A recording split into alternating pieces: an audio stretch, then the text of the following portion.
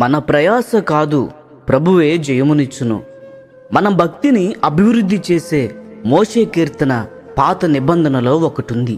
ఈ కీర్తనను మనము నిర్గమాకాండము 15వ అధ్యాయంలో కనుగొంటాము. ఇశ్రాయేలు ప్రజలు ఐగుప్తు నుండి బయటకు రావడము, ఎర్ర సముద్రము దాటడము, ఫరో మరియు అతని సైన్యము ఎర్ర సముద్రంలో మునిగిపోవడము, ఇలాంటి సంఘటనలు ఇశ్రాయేలు ప్రజలను ఆశ్చర్యమునకు గురిచేశాయి. అప్పుడు మోషేయు ఇశ్రాయేలీయులను యెహోవాను గూర్చి ఈ కీర్తన పాడిరి.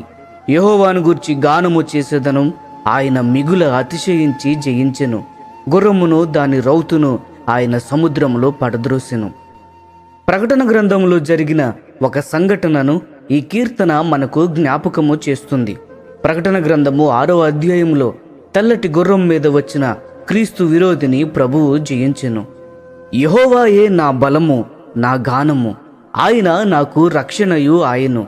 ఆయన నా దేవుడు, ఆయనను వర్ణించెదను. ఆయన నా పితరుల దేవుడు, ఆయన మహిమను స్తుతించెదను. యెహోవా యుద్ధశూరుడు, యెహోవా అని ఆయనకు పేరు. నిర్గమాకాండము 15వ అధ్యాయము 2-3 వచనములలో పాడారు. ఇటువంటి విశ్వాసము ఉన్నవారు ఎవరైనా సరే నేడు మోషే కీర్తనను పాడవచ్చు.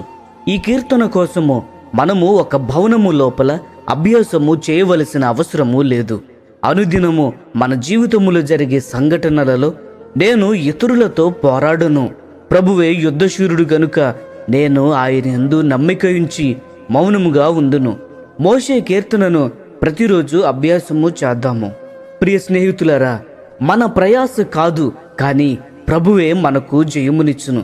ఈ నమ్మికతో కొనసాగుదాము. ఈ సందేశములు మీకు ఆశీర్వాదకరముగా ఉన్నట్లయితే లైక్ చేయండి, సబ్స్క్రైబ్ చేయండి. అనేకులకు ఆశీర్వాదకరముగా ఉండునట్లు షేర్ చేయండి. మీ విలువైన అభిప్రాయములను కామెంట్ రూపంలో మాతో పంచుకొనండి.